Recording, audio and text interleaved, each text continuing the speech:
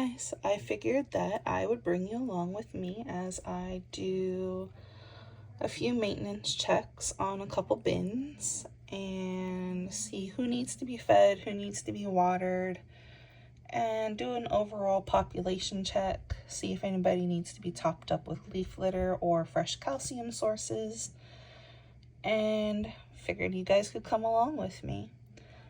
Right now, I am looking into the Armadillidium gestroi bin.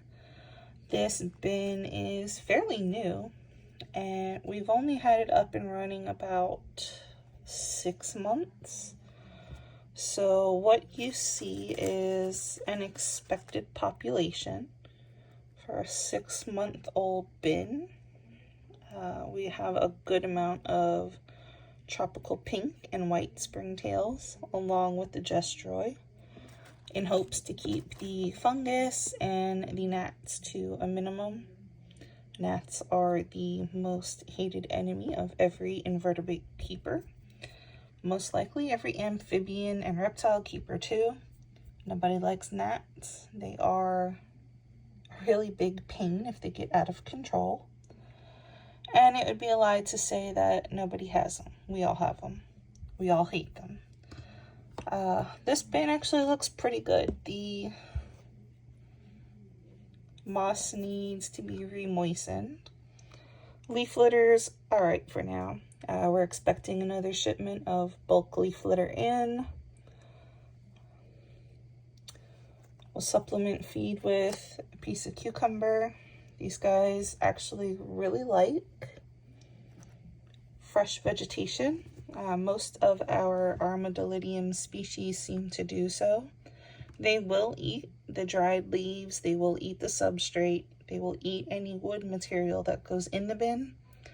However, these guys really seem to appreciate green vegetables. They also like romaine lettuce if you don't have cucumber. I'm gonna get my sprayer ready. Spray the corner of the bin. You will see quite a lot of springtails jumping around. That's usually when I like to stand back so they don't come in my face and my nose. Nobody likes springtails in their face.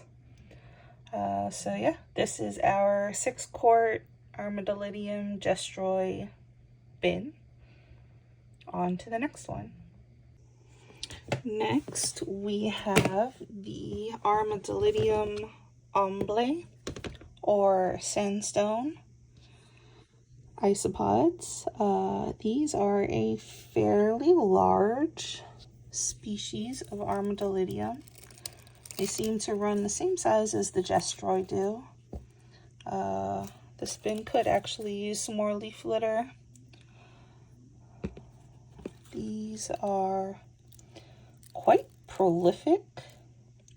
This bin is also about maybe 7 months old, and we will probably have to split the bin soon or give them an upgrade into a 15-quart bigger container. These isopods are similar to the Cubaris. They are rough textured, which makes them pretty cool.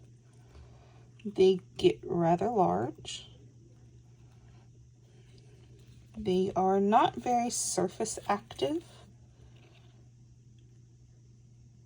but we like them.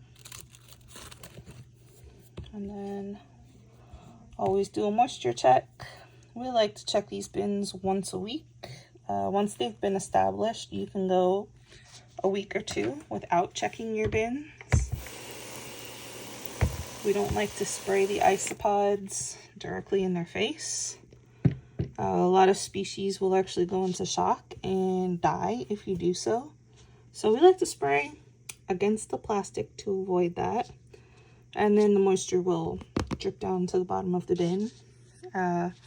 These guys like a very severe, wet, damp, moist, all the way to a very dry side on this side where we feed at. So yep, that is the Armadillidium omblae bin. On to the next one. The next bin we're going to go into is the Cubaris murina Florida orange isolate bin. This is the regular Cubaris murina morph that I found naturally in my backyard and have been cultivating and isolating them ever since. We've released a few cultures out into the hobby, which we are very proud of. These guys are very prolific. They do still shoot off some original gray colored Cubaris murina. We just separate those out. They don't harm us any. We like the mix. However, we do appreciate that some keepers like to keep things more separate, which is totally their prerogative to do so. As you can see, the Florida orange Cubaris murina range in orange coloration from a deep, almost a caramel color to a very bright orange. Makes them very interesting. They are not shy at all. Again, we do a moisture check. We do a leaf check. The leaves seem fine. They do need some water. Now, this is one species that can tolerate having moisture put directly on them. These are wild in Florida, which is something I'm very proud of being able to cultivate and isolate. I will do a more in-depth care guide on these guys because I do appreciate that they are new to the hobby. There you go. They are getting some cucumber also. And we're done with this bin. And on to the next one. Next we have the Cubaris species blue pigeon. We are going to take out any old food from last week. These guys are not particularly fond of carrots, it seems. We're going to check the moss. This moss is okay, but because they are in Asian Cubaris species, I do like to keep things a little more damp in here. As you can tell from the substrate, they are a really pretty slate blue gray isopod. As far as Cubaris goes, they are on the larger side, and they are prolific despite having smaller broods. They seem to really enjoy this setup. They do like cucumber and zucchini a lot better than carrots, it seems. So we'll give them a fresh piece. I get asked a lot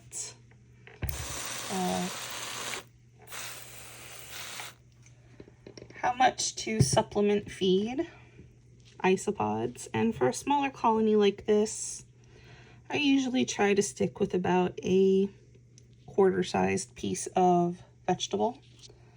If they run out of that before the next supplemented feeding, they always have their leaves and substrate to munch on. They will not starve.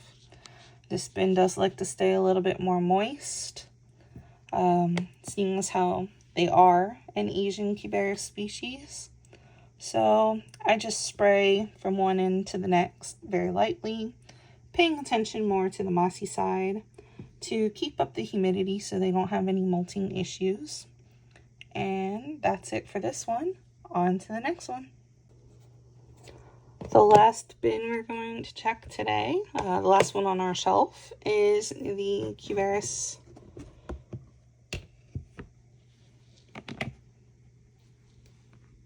species, rubber ducky. This bin is full of leaf litter, as you can see. It does have a more mossy end. We have some crushed oyster shell in here. They have their cork bark. They don't really utilize their cork bark much. We have quite a few pieces of limestone in here. It is not necessary for you to have limestone. In our initial readings of the species, when we started keeping them 2 years ago, they were reported to have been found in limestone caves, so we provide them with limestone. Whether they eat it or not, we don't know. They do climb on it, they do poop on it. We find them hidden in the little nooks and crannies in the limestone. So again, that's up to you. If you want to keep them with limestone, I recommend it. But, you know, everybody keeps things differently in the hobby. And that's what makes the hobby interesting. We all learn from each other and pick up little tips and tricks along the way. Oh. There's the little rubber ducky there, along with a lot of tropical pink springtails. This guy seems to have just been hanging out in a little cave he found. We'll go ahead and put him back. Once he's safely on the top of the rock, we don't want to squish anybody today. And then these guys also have cuttlebone. They prefer more calcium than not. We'll do a quick cork bark flip. And there's one rubber ducky, a lot of springtails, and a baby rubber ducky. Fun fact, baby isopods are called mankai, which is a fun word to insert into isopod conversations. It makes people think that you know what you're talking about, which is always fun. We're going to give these guys a little bit of cucumber. Now, we'll probably last them 2 weeks. These guys are very big on eating their substrate and their leaf litter. I'm gonna check their moss. I like to keep this bin mostly damp, so we'll spray it all over. Again, these are an Asian species, so they don't mind a little extra humidity. They seem to prefer it.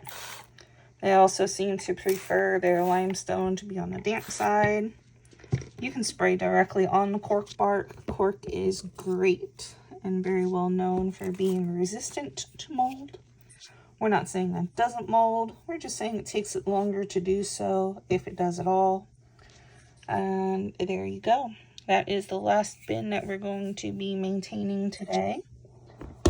The Cubaris rubber ducky bin. And these guys do like cross ventilation, so that's what we have there. We don't have any on the top because we like to make sure it stays nice and humid in there. Even though this is Florida, a little humidity for the Asian species is always appreciated. Once again, I'd like to say thank you very much to you guys for watching. Please give this video a like, subscribe if you're not already subscribed. It would mean the world to us. And we will see you again in a few days when we come back with a care guide, probably for one of the more readily kept species. I'm thinking maybe dairy cows. Let me know what you think in the comments, and we'll see you next time.